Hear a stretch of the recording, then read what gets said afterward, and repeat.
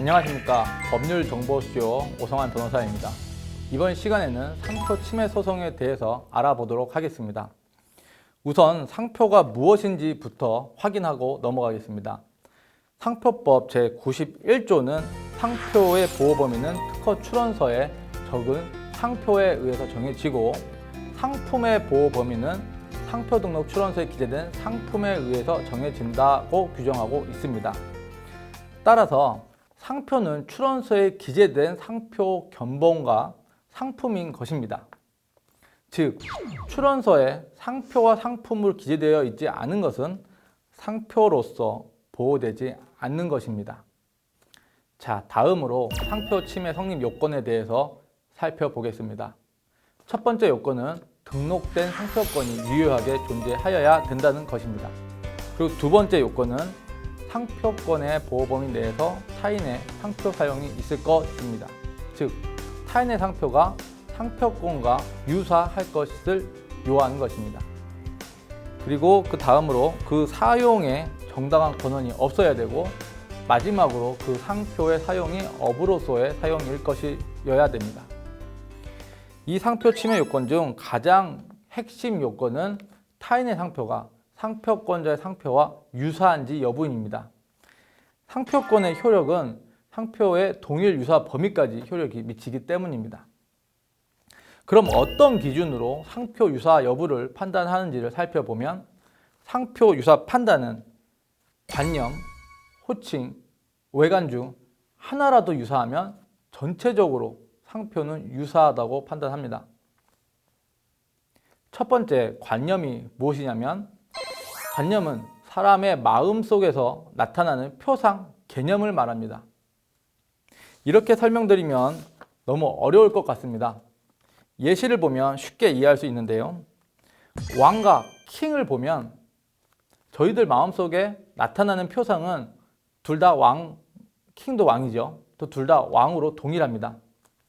사람의 마음속에 나타나는 표상이 동일한 경우에도 양 상표는 전체적으로 유사하다고 판단합니다. 다음으로 호칭은 발음했을 때 소리 나는 것을 말합니다. 호칭 또한 예시를 보면 쉽게 이해할 수 있습니다.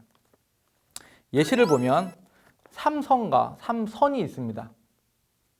조금 대충 발음하다 보면 저희한테는 거의 유사하게 들립니다. 이런 경우 삼성과 삼성은 전체적으로 유사한 상표라고 저희들은 보고 있습니다.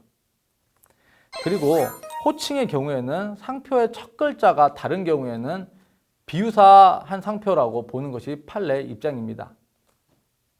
만약 예시로 삼성이 있고 앞 글자를 조금 바꾼 잠성이 있다고 예를 들면, 삼성과 잠성은 첫 글자만 다른데도 불구하고 호칭이 전혀 다르게 들려서 비유사한 상표라고 합니다. 마지막으로 외관인데, 외관은 겉으로 보이는 모양을 말합니다. 예시를 보면 이 두 상표는 자세히 보면 내부에 있는 글자나 도형들이 완전히 상이함을 알 수 있습니다. 그러나 조금 멀리서 보면 겉으로 드러나는 모양이 상당히 유사합니다. 이럴 경우에 외관이 유사해서 양 상표는 전체적으로 유사하다고 보고 있는 것입니다. 이와 같이 관념, 호칭, 외관 중 하나라도 유사하면 양 상표는 서로 유사한 것입니다. 상표 유사 판단은 요부 판단에 의해서 이루어집니다. 요부 판단이라는 것은 상표 중 식별력이 없는 부분은 제외하고 식별력이 있는 부분만을 뽑아서 양 상표를 비교 판단하는 것을 말합니다. 예를 들어 사과에 사과라는 상표를 사용하면 이는 보통 명칭이므로 식별력이 없습니다. 또 자동차에 대해서 스피드나 빠르다는 그런 표현을 상표로 사용하면 이는 자동차의 성질을 나타내는 것이므로 기술적 표장이라고 해서 식별력이 또한 없다고 보아서 상표 유사 판단 시 이를 제외하고 판단합니다. 즉, 이와 같이 보통 명칭이나 기술적 표장이 상표에 포함된 경우에는 이를 제외하고 나머지 부분만을 놓고 비교하는 것이 바로 요부 판단입니다.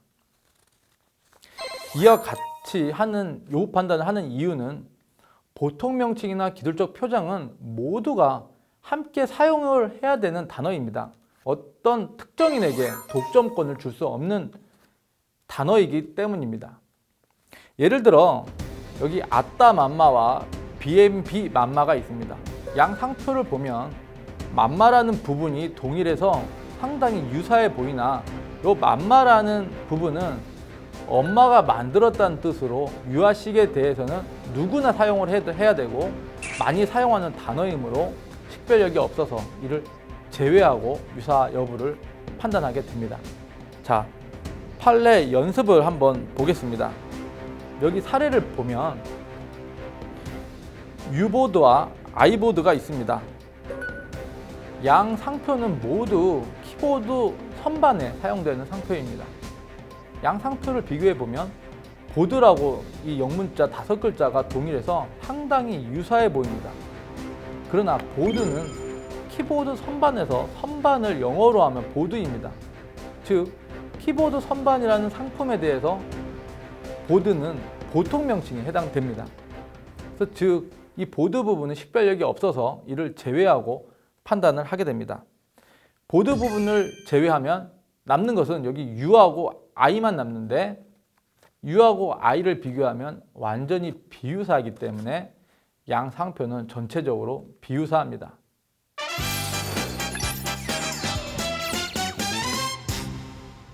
이번 교재의 키포인트를 말씀드리겠습니다.